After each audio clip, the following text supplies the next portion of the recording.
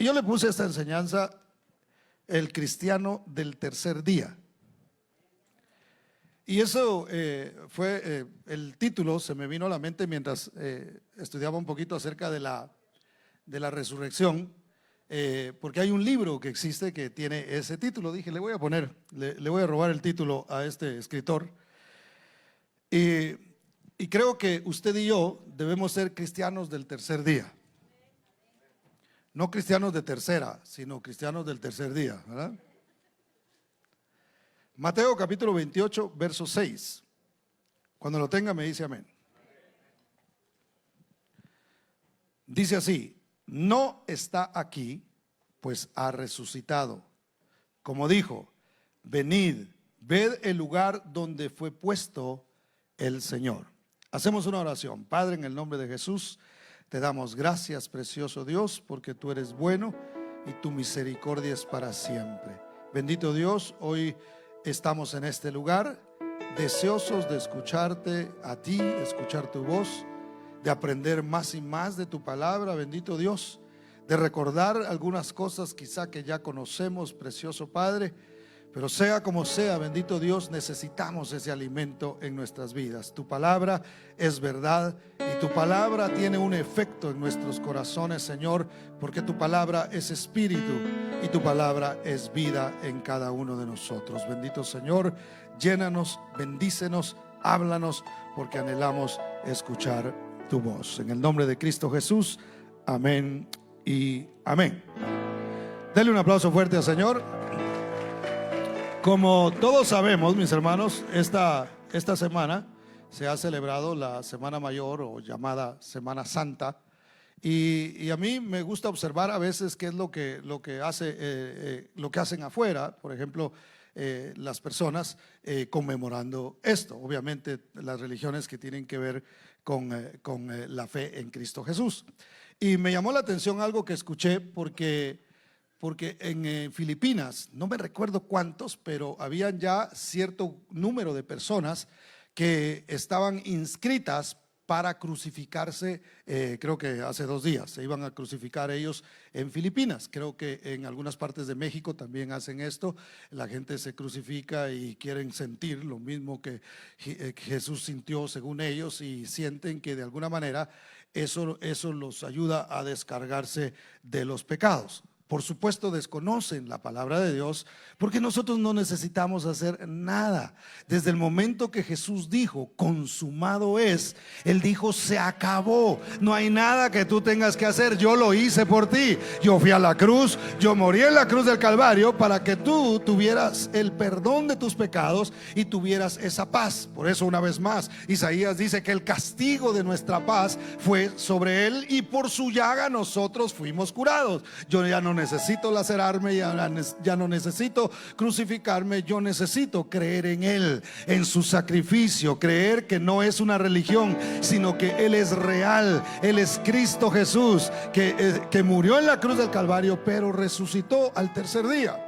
Y a veces se hace mucho énfasis en el sufrimiento de Cristo, y yo creo que no debemos pasarlo desapercibido. Debemos conocer, debemos saber, debemos saber lo que Él sufrió en el proceso hacia la cruz.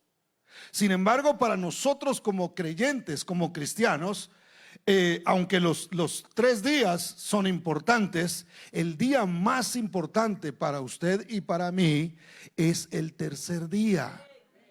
¿Por qué, hermano? Porque el tercer día fue cuando Jesús resucitó. Y la Biblia dice que nos resucitó a nosotros juntamente con Él. Antes estábamos muertos en delitos y pecados, pero Él nos dio vida cuando estábamos muertos. Yo no sé si usted se acuerda, cuando usted vivía sin Cristo, no tenía vida, pasaba por situaciones y se le cerraba el mundo porque no tenía esperanza. Desde que nosotros conocimos a Cristo Jesús, no se nos acabaron los problemas. Pero ahora, cuando tenemos un problema, decimos: yo tengo un Dios que vive y que me ama, y Él está conmigo. No entiendo ahora, no puedo ver lo que va a pasar más adelante, pero lo que sí puedo saber es que hay promesas de Dios que han sido escritas para bendición mía, para que yo pueda seguir adelante confiando en que sea aquí o más allá, el Señor tiene algo preparado para mi vida. Dele ese aplauso fuerte al Señor. Entonces, hermano, nosotros, aunque sufrimos, no debemos quedarnos en el sufrimiento. Jesús no se quedó todo el tiempo en el sufrimiento. Es más, yo siempre he dicho que Jesús no fue a la cruz a sufrir solamente, sino el objetivo principal para él era morir. Porque mientras más rápido moría, pues más pronto vendría la resurrección. Por eso es que yo les he comentado que cuando crucificaban a alguien, a los que crucificaban, hermano, duraban muchos días ahí. Voy a cambiar el micrófono. Sí. ¿Tiene volumen? Dame volumen. No, déjala acá. Gracias, mijo. Cuando crucificaban a alguien, las personas mucho tiempo en creo que voy a regresar a ¿verdad? Ok. Perdón, hermanos. Para que vean los que nos están viendo que es en vivo todo, no es pregrabado. Entonces, cuando crucificaban a alguien, las personas que estaban ahí se aferraban a su vida. Se aferraban a eso. No, yo no me quiero morir, yo estoy aquí. Y sí, yo sé que me estoy muriendo, pero se negaban a morir. Y lo que pasaba era que prolongaba su sufrimiento. Pero Jesús no fue ahí a prolongar su sufrimiento. Él sufrió lo que tenía que sufrir, que fue mucho. Entonces el objetivo de él era morir en la cruz, llegar hasta la muerte, porque en la muerte era donde estaba la victoria. Y en la resurrección, la demostración de que él había vencido, hermano. Imagínense, si Cristo no se hubiera parecido a esta gente, habría tantas, si así hay dudas, imagínense si eso no hubiera sucedido. Pero él, su objetivo era pasar el sufrimiento. No detenerse en el sufrimiento, sino ir a la muerte y llegar a la resurrección. Ahora nosotros, en un sentido figurado, no debemos detenernos en el sufrimiento. No debemos quedarnos, ay, es que aquí vengo con esta cruz, hermano, y mire que ahora sí, no sé de veras si voy a salir de esta. No, el cristiano debe vivir en el tercer día. Nosotros no tenemos que ir a una cruz, no tenemos que ser clavados. Nosotros ya sabemos que Cristo resucitó y ahí nos hizo más que vencedores. ¿Cuántos dicen amén? ¿Cuántos pueden darle ese fuerte aplauso a Cristo Jesús? Entonces, mis hermanos, la resurrección es uno de los eventos o el evento más importante para nosotros. Enfóquese en la resurrección. Yo les comentaba a los hermanos que a mí me daba no sé qué, porque en los primeros días de mi reconciliación con el Señor, en los primeros años, yo veía que los servicios de este tiempo, de estos días, se volvían así como muy... Ay, había que llorar, hermano, porque Jesús sufriendo y Jesús ahí, y algunas personas tienen en sus casas, y no estoy ni a favor ni en contra, sino todo lo contrario, pero digo, no estoy en contra de lo que alguien quiera poner en su casa, pero a veces tienen un Jesús ahí clavado en la cruz, y a ese miran como el que les va a ayudar. Y con todo respeto, si Jesús se hubiera quedado en la cruz, no nos ayuda en nada. Por eso es que Él venció la muerte y Él resucitó. La imagen que usted debe tener en la mente y en el corazón suyo no es de un Jesús que está clavado en una cruz que necesita ayuda, sino debe tener en su mente la imagen de un Cristo glorificado, de un Cristo que venció a la muerte, de un Cristo que tuvo victoria sobre la muerte. ¿Cuántos dan gloria al nombre del Señor? Usted y yo tenemos un Dios poderoso. Nuestro Cristo está vivo, hermano.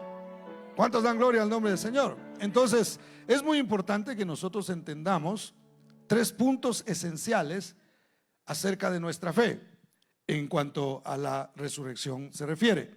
Y el número 1, que nosotros debemos ver en la resurrección, algo que el Señor pudo marcar a través de esto, es la confirmación de que Jesús es Dios. Jesús era 100% hombre mientras estuvo aquí en la tierra y 100% Dios. Él era un ser divino que se despojó, dice la Biblia, de sí mismo. Es decir, se despojó de su gloria. Todo lo que él tenía, todo lo que él era, lo dejó con tal de venir a nosotros, a esta tierra, y demostrarnos su amor y salvarnos, rescatarnos del pecado. No tenemos tiempo ahora de explicarlo todo, pero vamos a tratar de explicar estas cosas. Entonces, Jesús era Dios. Él era quien dijo ser. ¿Por qué? Porque mucha gente, hermano, a veces piensa que empiezan a buscar culpables, ¿verdad? ¿Y quién fue el que mató a Jesús? Los judíos tienen la culpa. No, pero fueron los romanos. Ah, qué ingratos romanos, lo que le hicieron al Señor.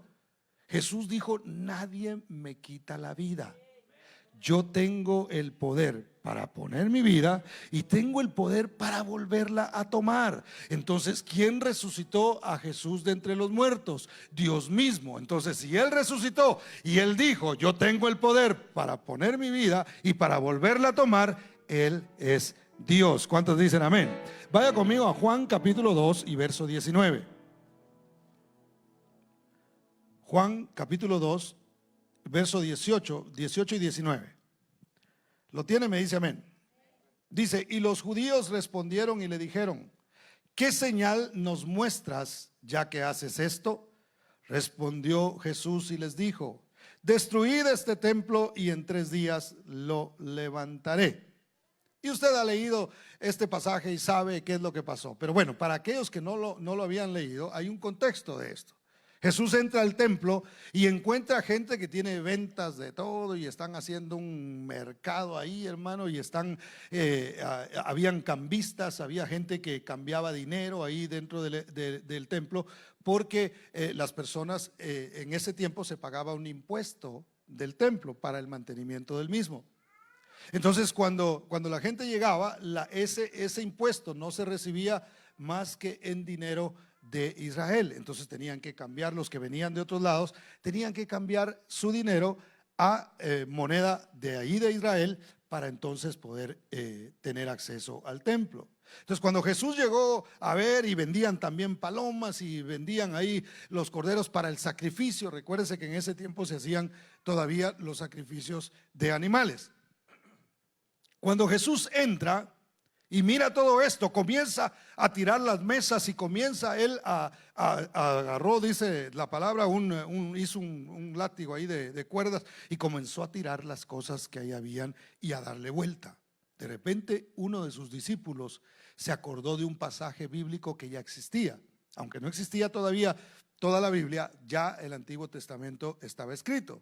Y él se acordó de que el celo por la casa de Dios lo consumía. Entonces, al decir esto, ese discípulo estaba diciendo: Jesús es Dios, porque el celo por su casa lo consume. Se indignaron los que escucharon eso. Entonces se acercaron a Jesús y le dijo: hey, ¿qué señal nos das tú a nosotros de que tienes autoridad para hacer esto? Y Jesús les responde y les dice: les voy a dar una señal, destruyan este templo. Por supuesto no hizo la señal que yo estoy haciendo, yo le estoy explicando a qué se refería.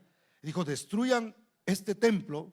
Recuérdense que estaba dentro del templo, y en 3 días lo vuelvo a levantar. Y era, como usted sabe, un edificio que había llevado más de 40 años construir. Entonces dijeron los discípulos: nos llevó tanto tiempo hacer esto, y este está diciendo que lo destruyamos y en 3 días lo vuelve a levantar. Entonces Jesús les estaba diciendo, obviamente no estaba hablando del edificio, estaba hablando de Él mismo. Él dijo: destruyan este templo, destruyan este cuerpo, y en 3 días lo voy a volver a levantar. Mi resurrección les va a demostrar a ustedes que yo soy quien digo ser. Soy Dios, soy el Hijo de Dios, soy el Eterno, soy el que ha creado los cielos y la tierra, porque en el principio era el Verbo, y el Verbo era con Dios, y el Verbo era Dios, y ese Verbo se hizo carne y habitó entre nosotros, y vimos su gloria como la gloria del unigénito, lleno de gracia y de verdad. ¿Cuántos dicen amén? ¿Cuántos dan gloria al nombre del Señor? Denle ese aplauso fuerte a Cristo. Entonces, hermano, Él demostró por medio de la resurrección que Él es Dios. Él es el Señor. Cuando usted va a Israel, hermano, si usted algún día va, una de las cosas que a uno más le gusta, por lo menos a mí, la que más me gustó, fue cuando me enseñaron la tumba donde posiblemente él estuvo, hermano, porque hay dos ahí que se pelean de que si fue aquí, que fue allá. Pero eso no es lo importante es que no hay una que diga que él está ahí. Hay dos que dicen que él no está. Entonces, y cuando uno llega ahí, porque eso lo compraron cristianos y ellos lo administran, y cuando uno llega al sepulcro y uno entra, hermano, tiene una puerta, hay una piedra que está obviamente a un lado, y en la puerta que tiene hay un rótulo que dice: no está aquí, pues ha resucitado. Hermano, cuando yo leí eso, dije: gloria a Dios, mi Salvador no está aquí. Lo que hay en Israel es una tumba vacía. Y no hay, hermano. Mire, yo siempre digo que con tanto detractor y tanta gente que le gustaría demostrar que Jesús fue simplemente un hombre, y que, es más, se atreven a decir algunos que, y es una verdad, ha sido el hombre que más ha influenciado en el mundo. Nadie ha sido como él. Y a pesar de eso, la gente duda de quién él sea, pero no se ha podido demostrar ni un solo cabello, ni un solo hueso se ha podido encontrar del Señor, porque no lo van a encontrar. Él salió de esa tumba, la muerte no lo pudo retener, con poder y con gloria se levantó. ¿Cuántos dicen amén? Entonces, hermano, fue profetizado por los antiguos. Lucas 24:25 dice: entonces Jesús les dijo: oh insensatos y tardos de corazón para creer todo lo que los profetas han dicho. Ya se había hablado de que él iba a resucitar. Ahora, Jesús también fue prefigurado en la historia de Jonás. Dice Mateo 12:40: porque como estuvo Jonás en el vientre del gran pez 3 días y 3 noches, así estará el Hijo del Hombre en el corazón de la tierra 3 días y 3 noches. Ahora, la mayoría de nosotros conocemos la historia de Jonás. Y una vez más, para darle un poquito de contexto de esto, llegan con Jesús y les dice, y le piden, todo el tiempo le pedían señales, hermano.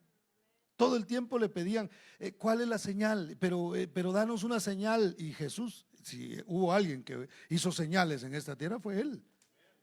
Resucitó muertos, sanó ciegos, levantó paralíticos, hermano. ¿Qué no hizo el Señor? Y la gente seguía pidiendo señal. Por eso yo siempre digo que los milagros no son garantía de que la gente va a creer, porque la gente ve milagro tras milagro y sigue pidiendo otra, y otra señal, y otra señal. Y el Señor dijo: esta generación mala pide señal, pero no le voy a dar señal más que la señal de Jonás. ¿Cuál era la señal de Jonás? Que Jonás había estado por 3 días y 3 noches en el vientre del gran pez, muerto. Yo siempre digo que no nos imaginemos a Jonás ahí nadando entre los jugos gástricos, ¿verdad? Ahora de mariposa. Ah, no, así no es el de mariposa, ¿verdad? Bueno, es que ese no me lo sé.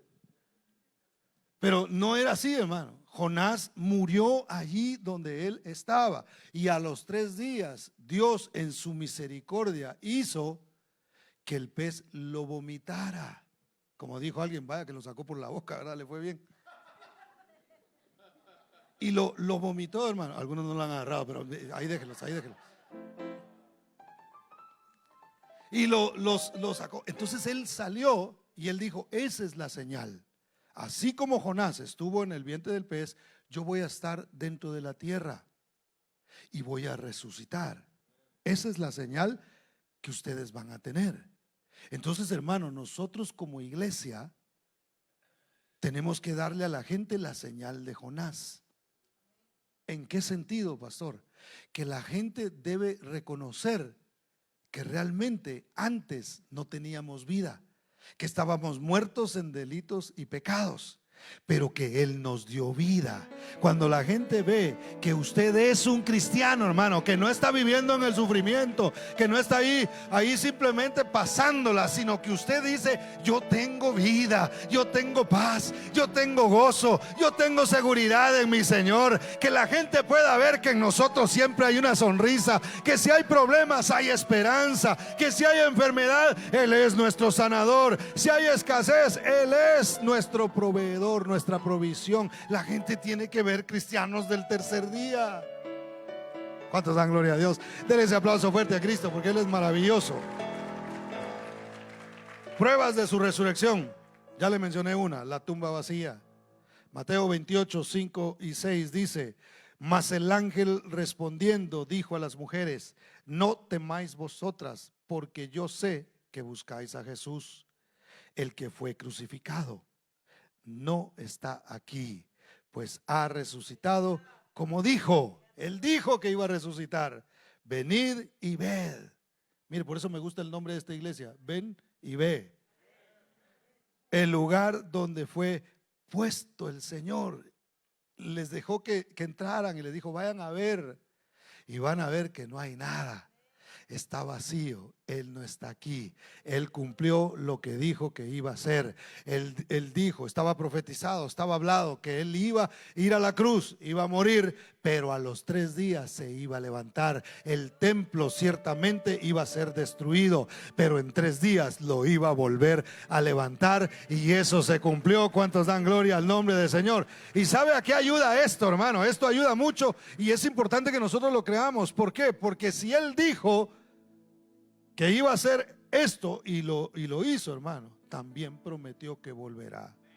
También prometió que estaría con nosotros todos los días hasta el fin del mundo. Y cuando Él dice, cuando Él promete algo, Él lo cumple. ¿Cuántos dicen amén? Denle ese aplauso fuerte a Cristo, porque Él es bueno. Hubo testigos con quienes habló. Jesús apareció aproximadamente a unas 500 personas. Hechos 1:3 dice: a quienes también, después de haber padecido, se presentó vivo con muchas pruebas indubitables, es decir, indudables, apareciéndoles durante 40 días y hablándoles acerca del reino de Dios. Algunos dicen que lo que se apareció fue como una imagen, nada más así, como que usted podía hacerle así, como un fantasma, ¿no? Y eso no es así. Porque la Biblia dice que había un incrédulo, ¿verdad?, que se llamaba Tomás. Y la Biblia dice que Jesús le dijo: hey, ¿no crees? Mete tus dedos en mis heridas, toca mi costado, para que veas que realmente ahí está. Entonces usted no puede sentir, palpar algo que es una imagen. Ahora existen los hologramas, ¿verdad? Ha visto que ahora hacen aparecer gente incluso que ya se murió, y aparecen en escenarios cantando, y una cosa rara, hermano. Pero si usted va ahí, usted lo puede traspasar, porque realmente no es un cuerpo, pues es una imagen simplemente. Pero Jesús, Tomás lo pudo tocar. Tomás pudo poner sus dedos en las heridas. Hay pruebas, hubo 500 discípulos, hermano, que estuvieron dispuestos. Sus 11 discípulos que quedaron estuvieron dispuestos a entregar su vida, a dar su vida. Ellos creyeron. En la crucifixión salieron, cuando vino la crucifixión, salieron corriendo, ni siquiera llegaron a la cita, hermano. Pero después que lo vieron resucitado, dijeron: es cierto todo lo que dijo, vamos a dar nuestra vida, no importa que nos maten, vamos a creer en Cristo Jesús, porque si Él resucitó, también nos va a resucitar a nosotros. Ya la muerte no tiene ninguna potestad sobre nosotros. ¿Cuántos dicen amén? ¿Qué más representa para nosotros la resurrección, hermano? La validez de su sacrificio. Hebreos 10:12 dice: pero Cristo, habiendo ofrecido una vez y para siempre un solo sacrificio por los pecados, se ha sentado a la diestra de Dios. Una sola vez y para siempre, hermano. Cristo no puede ser crucificado otra vez. La misma Biblia lo dice. Los hebreos comenzaron, los que se habían convertido, en un momento dado comenzaron a dudar de su fe. Comenzaron a dudar de si habían tomado la decisión correcta. Y el escritor a los hebreos les dijo: hey, Jesús no puede ser crucificado otra vez. Si ustedes creyeron, manténganse en su profesión. Profesión de profesar, no de estudiar, ¿verdad? Manténgase creyendo. Nadie les dijo que no iban a haber problemas, nadie les dijo que no iba a haber persecución, nadie les dijo que no iban a pasar por sufrimiento. Lo que a ustedes les toca es simplemente mantenerse fieles, creyendo en aquel que es fiel, porque Él es fiel, Él es maravilloso, Él es verdadero. ¿Cuántos dicen amén? Denle ese aplauso fuerte a Cristo. Jesús fue el sacerdote, pero también fue la víctima. Es decir, se recuerda que antes, para los que de pronto no sabían esto, cuando se hacían los sacrificios, se tomaba a un animalito y el sumo sacerdote lo llevaba y lo presentaba. El sumo sacerdote realmente no sufría nada, a menos que entrara mal, y ahí en la presencia de Dios pues de plano no le iba a ir muy bien. Pero siempre y cuando él estuviera bien, por eso presentaba primero sacrificios por sus propios pecados.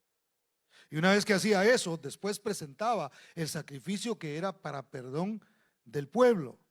Pero eso era separado. Jesús, él mismo fue el cordero que fue inmolado, y él mismo fue el sumo sacerdote que presentó el sacrificio.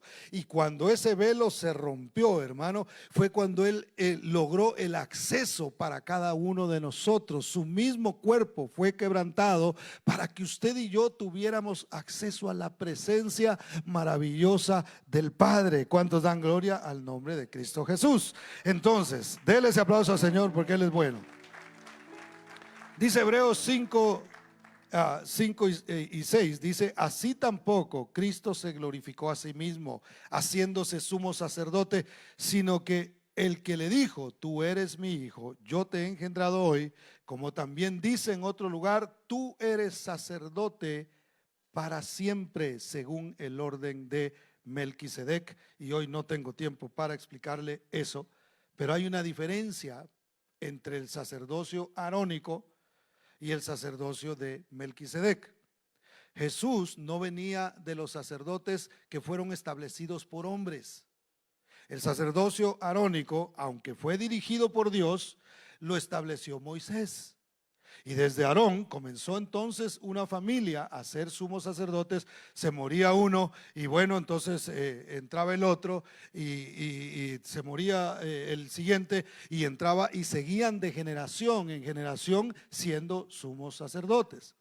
Sin embargo, Jesús, hermano, con Jesús no fue así. El sumo sacerdocio de Jesús proviene de Melquisedec, un personaje que aparece en la Biblia, del que se habla muy poco, pero que él era el sumo sacerdote de Salem. Salem significa paz, y no era otra cosa que Jerusalén, ¿verdad? Esa área era. No se sabe de dónde venía, no se sabe cuál era su genealogía, no se conoce de él. No se habla de un principio, ni se habla de un final de él. Entonces, según este sumo sacerdote, de esa línea viene Jesús. Entonces tú eres sacerdote para siempre, según el orden, no de Aarón, no del que puso el hombre, sino del eterno. Y Jesús sigue siendo el que nos representa, porque ese es el trabajo del sumo sacerdote: llegar a la presencia del Padre y decir: yo represento a cada uno de estos por los cuales yo morí y han creído en mí. Por eso es que a nosotros, hermano, la buena noticia para nosotros es que ya somos salvos, ya somos alcanzados, redimidos por el Señor. Él nos compró con su sangre preciosa. Aunque no somos perfectos, aunque fallamos, hermano, tenemos un abogado que está delante del Padre y dice: yo pagué el precio por él, yo sufrí por sus pecados y ahora puede ser salvo. ¿Cuántos dan gloria al nombre del Señor? Entonces, su muerte nos dio vida. Y esto lo mencionamos al principio. Colosenses 2:13 dice: y a vosotros, estando muertos en pecados y en la incircuncisión de vuestra carne, os dio vida juntamente con él, perdonándoos todos los pecados. El Señor lo perdonó, hermano. El Señor le perdonó los pecados pasados. Y si le hizo una mala cara a su esposa esta mañana, también, si usted se arrepiente, el Señor se lo perdona, ¿verdad? Eso no es licencia para andarle haciendo mala cara a la esposa. Es que todavía vengo pegado allá con el, ¿cómo se llama? Con el seminario de matrimonios. Es más, algunos de nosotros en algo le vamos a fallar al Señor, hermano. Y sabe que el Señor ya está listo para perdonar. Él pagó por los pecados pasados, presentes y futuros. Eso quiere decir que si algo pasa, lo que hay que hacer es ponerse de pie y seguir adelante, porque Él es sacerdote para siempre, según el orden de Melquisedec. ¿Cuántos dan gloria al nombre de Cristo Jesús? Hay siempre esperanza en Él, hay siempre perdón en Él. Debe ese aplauso fuerte a Cristo. Número 3. Número 3. No son las 3 de la tarde, ¿verdad? Ya los asusté, el reloj está malo. La victoria alcanzada. ¿Por qué es importante la resurrección para nosotros? Porque hay una victoria que se alcanzó. Vaya conmigo a Colosenses 2, 14 y 15. Como son varios versos, mis hermanos, se los voy a ir leyendo para que no nos detengamos mucho. Pero dice así: anulando el acta de los decretos que había contra nosotros, que nos era contraria, quitándola de en medio y clavándola en la cruz, y despojando a los principados y a las potestades, los exhibió públicamente, triunfando sobre ellos en la cruz. Yo dije recientemente en otra enseñanza que para nosotros y para la gente a veces, el ver a Jesús clavado en una cruz, hermano, es motivo de tristeza. Es más, mucha gente que estuvo presente en la crucifixión se burlaban de ver a alguien que había hecho tantos milagros, pero que no se había podido ayudar él solo, porque no habían creído realmente en él. Y la gente lo veía como: ay, miren cómo terminó. Hasta hay un dicho que dicen que el que se mete a Redentor termina crucificado, ¿verdad? No sé si ustedes han oído eso. Y realmente la gente a veces no comprende lo que ahí estaba sucediendo. Mientras los que estaban presentes veían sufrimiento, veían sangre que salía, veían agua que brotaba de su costado, hermano, en el mundo espiritual se estaba dando una gran victoria. Porque nosotros, hermano, teníamos un listado de todos los pecados que habíamos cometido. Y mire, hermano, cuando soltaban ese rollo, algunos de nosotros se iba y como el conejito de Energizer, ¿verdad? Y sigue, y sigue, y sigue, y sigue. Y la lista de pecados era larguísima, hermano.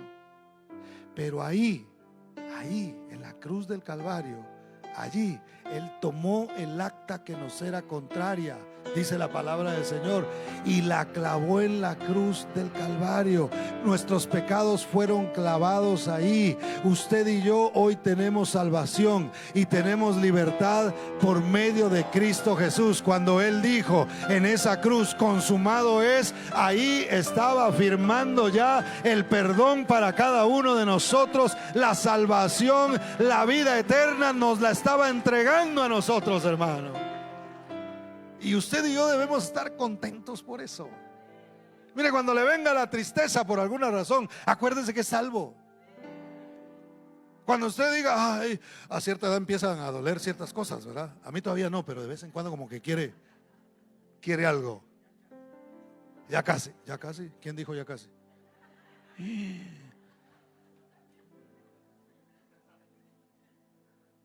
Y de vez en cuando uno: ay, este sufrimiento. O cuando uno se enferma: ay, que se termine este sufrimiento, ay, que pase esto. Cuando venga eso, hermano, acuérdese que aunque usted se muera, ya sabe para dónde va. Ya sabe lo que Dios ha preparado. Porque Él dijo: voy pues a preparar lugar para que donde yo estoy, vosotros también estéis. ¿Cuántos dan gloria al nombre del Señor? Cuando venga la tristeza, cuando venga la depresión, diga: no, no, no, no. Él llevó mis dolencias en la cruz del pecado, en la cruz, llevó mi pecado en la cruz del Calvario. Él hizo el trabajo por mí. Yo tengo una razón para salir de la tristeza, tengo una razón importante para seguir adelante. No puedo quedarme en la tristeza, no puedo quedarme en la amargura. No debería yo de estar ahí cuando hubo alguien que pagó el precio para que yo pudiera tener paz y para que yo pudiera disfrutar del gozo. ¿Cuántos dicen amén? Denle ese aplauso a Jesús porque Él es bueno. Anuló la culpa. No vivamos con culpa, hermano. No vivamos con culpa. Ya el Señor nos ha perdonado. Entonces, victoria sobre la muerte. 1 Corintios 15, 54 en adelante dice así: y cuando esto corruptible se haya vestido de incorrupción, está hablando del cuerpo nuestro, de la carne, y esto mortal, porque esto es mortal, hermano, por muy bonito que lo traigamos, se va a morir un día, si el Señor no viene antes, ¿verdad? ¿Cuántos lo tienen bonito? Hay como 2 nomás. Bueno, vamos a trabajar en la estima. Dice, y esto mortal se haya vestido de inmortalidad. Un día nos vamos a vestir de inmortalidad. Entonces se cumplirá la palabra que está escrita: sorbida es la muerte en victoria. Esa palabra sorbida significa tragada. Miren, la gente se muere y es tragada por la muerte, ¿cierto? Físicamente hablando, el que está muerto, la muerte lo tiene agarrado. Pero la Biblia dice que la muerte fue sorbida. Note, Jesús se tragó la muerte, hermano. Acabó con ella. Él nos dio vida a nosotros. Nosotros tenemos vida eterna en Cristo Jesús, porque la victoria de Él nos hizo a nosotros libres y nos ha hecho sanos y nos ha hecho salvos, y tenemos vida en Cristo Jesús. ¿Cuántos dicen amén? Dice el verso 55: ¿dónde está, oh muerte, tu aguijón? ¿Dónde, oh sepulcro, tu victoria? Ya que el aguijón de la muerte es el pecado y el poder del pecado la ley. Mas gracias sean dadas a Dios, que nos da la victoria por medio de nuestro Señor Jesucristo. Usted y yo hemos vencido a la muerte. Usted y yo no vamos a morir, aunque la gente se burle de estos conceptos, hermano. Porque ¿qué sabe el humano de estas cosas? A menos que el Espíritu de Dios le revele a través de su palabra. Pero nosotros que hemos comprendido la palabra, decimos: nosotros somos seres eternos, viviremos para siempre, porque hemos creído en aquel que da la vida. ¿Cuántos dicen amén? Denle ese aplauso fuerte al Señor. ¿Qué más hace la resurrección, hermano? Trae firmeza y constancia a nuestras vidas. Verso 58 dice: así que, hermanos míos amados, estad firmes y constantes, creciendo en la obra del Señor, siempre sabiendo que vuestro trabajo en el Señor no es en vano. Mira, hermano, nadie que le crea a Dios va a quedar avergonzado. Nadie. Si usted le ha creído al Señor, si usted ha creído en Jesucristo, usted va a ver. Usted va a ver la gloria de Dios. ¿No te he dicho que si creyeres, verás la gloria de Dios? No será cuando tú quieras, no será cuando tú lo demandes, será cuando el momento en el que Él tiene preparado, el preciso momento para mostrar su gloria en tu vida. Todo lo que te ha sucedido y todo lo que te esté sucediendo en este tiempo, tranquilo, hermano, sigue creyendo en el Señor, porque al que cree todo le es posible, y al que cree en el Señor, una vez más, no quedará en vergüenza. ¿Cuántos dicen amén? Denle ese aplauso fuerte a Cristo, porque Él es bueno. ¿Qué pasaría si Jesús no hubiera resucitado, hermano? ¿Qué pasaría? Esto no sería más que una religión, ¿eh? No existiría la iglesia. Mateo 16:16 dice así: respondiendo Simón Pedro le dijo: tú eres el Cristo, es decir, el Mesías, el Salvador, el Hijo del Dios viviente. Entonces le respondió Jesús: bienaventurado eres Simón, hijo de Jonás. Y hasta hijo de Jonás se llamaba a su papá.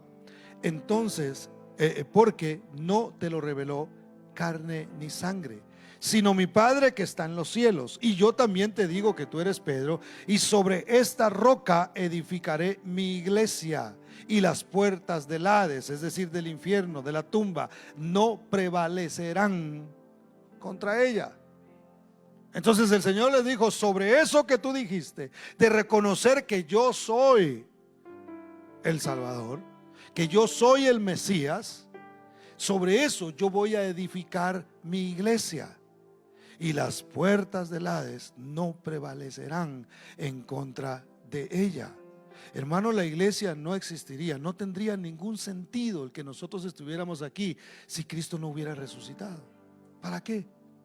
Sería una religión más, sería una creencia más.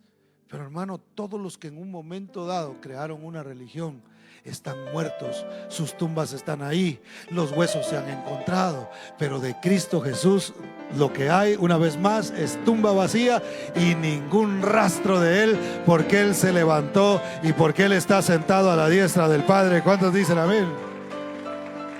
Número 2, no habría Nuevo Testamento. No existiría el Nuevo Testamento si Jesús no hubiera resucitado. Porque de lo que se trata el Nuevo Testamento, hermano, es de la obra de Cristo y lo que Él ha hecho en nuestros corazones. Entonces, aunque nosotros obviamente usamos el Antiguo Testamento para predicar, entendemos y encontramos a Cristo en cada parte de la palabra del Señor, porque Él está ahí. Porque Él mismo es la palabra. La Biblia dice que el verbo, la palabra, se hizo carne y vino a vivir a esta tierra y se manifestó a nosotros. Número 3, ¿qué sucedería si Jesús no hubiera resucitado? No existiría predicación ni fe. 1 Corintios 15, 12 dice así: pero si se predica de Cristo que resucitó de los muertos, ¿cómo dicen algunos entre vosotros que no hay resurrección de muertos? Porque si no hay resurrección de muertos, tampoco Cristo resucitó. Y si Cristo no resucitó, vana es entonces nuestra predicación, vana es también nuestra fe. Es decir, la palabra vano quiere decir vacío. Vacío sería nuestra predicación, no tendría ningún sentido, hermano.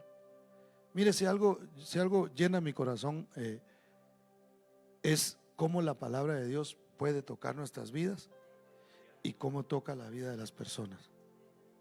Cuando yo estoy predicando, yo que estoy al frente y predico bastantes veces, y cuando yo veo a veces la reacción de algunas personas, aunque no todos reaccionan, no quiere decir que no lo están recibiendo, pero hay personas que lo expresan en un momento, y cuando yo veo lo que la palabra está haciendo, cuando yo veo que a una persona se le comienzan a salir las lágrimas de escuchar lo que Dios dice, hermano, a través de su palabra, yo le doy gracias al Señor y digo: Señor, no cabe duda que tu palabra es verdad, que tu palabra sustenta, que tu palabra no es vacía, sino que llena nuestros corazones, llena esos espacios que necesitan ser llenados y que solo Dios los puede llenar, hermano. Nuestra predicación no es vacía, porque nuestro Dios vive, porque nuestro Dios no es una leyenda, porque nuestro Dios no es una historia por ahí. Jesús no fue un hombre bueno que existió, el Dios todopoderoso que se encarnó para venir a morir en la cruz por nosotros y resucitar. Entonces nuestra fe no serviría de nada, hermano. Si Cristo no resucitó, pues comamos y bebamos que mañana moriremos, ¿verdad? Y hasta ahí se acabó y no hay nada más, hermano. Pero la palabra del Señor dice que aunque nosotros muramos, de repente sonará una trompeta y los muertos en Cristo resucitarán primero, dice la palabra del Señor. Mire qué precioso. Habrá resurrección, hermano, aún de las personas que ya no están entre nosotros. Aún cuando eso suceda, si nosotros ya no estuviéramos, vamos a resucitar y vamos a estar con el Señor para siempre. ¿Cuántos dicen amén? ¿Qué más, hermanos? Si no hubiera existido la resurrección, no habría arrepentimiento. Hechos 17, 30 y 31 dice así: pero Dios, habiendo pasado por alto los tiempos de esta ignorancia, Dios pasa por alto los tiempos de la ignorancia, hermano. Ahora manda que todos los hombres en todo lugar que se arrepientan, por cuanto ha establecido un día en el cual juzgará al mundo con justicia, por aquel varón a quien designó, dando fe a todos con haberle levantado de los muertos. Hay arrepentimiento porque nuestro Señor vive. El testimonio que se dio fue de un Cristo que se levantó, de un Mesías que murió pero resucitó al tercer día. Y porque Él resucitó es que nosotros podemos arrepentirnos de nuestros pecados. Y porque Él resucitó recibimos el perdón de nuestros pecados. Y porque Él resucitó es que nosotros tenemos vida en Él. ¿Cuántos dicen amén? Denle ese aplauso fuerte a Cristo. Quinto y último, hermano: no habría esperanza de justificación. ¿Cuántos justos hay aquí, hermano? A ver, lo voy a volver a decir. ¿Cuántos justos hay aquí? No que se llame justo o justino. ¿Por qué somos justos? Porque yo soy buena gente, hermano. No, dice. No. El Señor dijo: la justicia de ustedes es como un trapo de inmundicia, dijo. Y no le cuento qué es porque le va a dar guácala.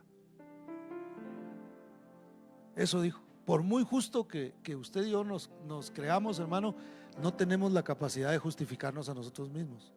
No hay manera que usted y yo podamos llegar delante del Señor y decirle: Señor, yo sí fui muy buena gente, porque mire, el acta una copia del acta nos van a sacar.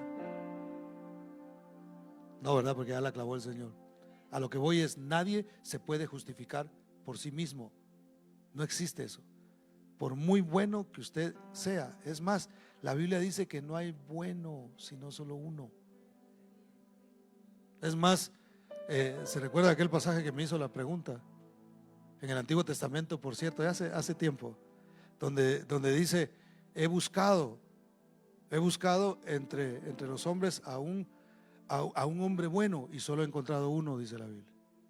Fíjese, y no es en el Nuevo Testamento, es en el Antiguo. Y luego dice: y mujeres ninguna, dice. Entonces la hermana se asustó, dijo: ¿qué pasó? ¿Y esta discriminación? ¿Y el empoderamiento de las mujeres qué? ¿Verdad? Y entonces la explicación la encontramos en que el único hombre bueno que ha existido en la tierra se llama Cristo Jesús. Él es el único. No hay bueno sino solo uno. Solo el Señor, hermano. Y de ahí no hay manera. Todos necesitamos creer en Cristo Jesús para ser salvos. No hay otro camino. Jesucristo dijo: yo soy el camino, yo soy la verdad y yo soy la vida. Y nadie viene al Padre si no es a través de mí. Si usted es buena gente, que bueno, siga siendo buena gente, pero necesita a Cristo Jesús. Si no lo tiene, si ya lo tiene, bueno, siga siendo buena gente y buen cristiano, y siga los pasos de Cristo Jesús. Pero si no, por muy bueno que sea, no podrá entrar en la gloria, no tendrá vida si usted no recibe a Cristo Jesús como Señor y Salvador. Dice Romanos 4, 24 y 25, y con esto termino: sino también con respecto a nosotros, a quienes ha de ser contada, esto es, a los que creemos en el que levantó de los muertos a Jesús, Señor nuestro, el cual fue entregado por nuestras transgresiones, resucitado para nuestra justificación. ¿Qué justifica los errores que nosotros hemos cometido, hermano? Nada. Ay, es que por esto y eso. No, pero eres un ser inteligente, pudiste haber tomado otra decisión. Ay, es que las circunstancias, sí, las circunstancias a veces pueden ayudar un poco, pero hemos cometido errores. Nada justifica eso. Lo único, el único que puede justificarnos a nosotros, hacernos ver como si no hubiéramos pecado, es el Señor. Que el día que nos llamen a juicio, hermano, ok, mira, imagínense que nos sacaran una película ahí de todo lo que nosotros hemos hecho. Qué pena, ¿no? Qué vergüenza nos daría. Entonces, ¿qué merece esta persona?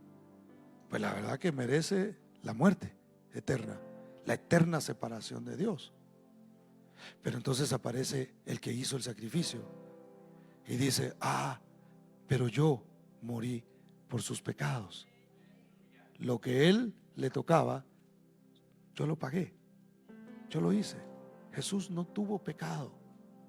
Por eso él fue el cordero perfecto, que fue inmolado y cargó. Es más, la palabra dice que Dios cargó en él el pecado de todos nosotros. Él murió por tus pecados y por los míos. Nos justificó. ¿Sabes cómo nos ve Dios a nosotros ahora? Como justos, como si no hubiéramos matado una mosca, hermano. ¿Por qué? Por esa sangre que se derramó en la cruz del Calvario. Y porque Él resucitó, nosotros tenemos vida. Denle ese aplauso fuerte al Señor. Póngase de pie, por favor.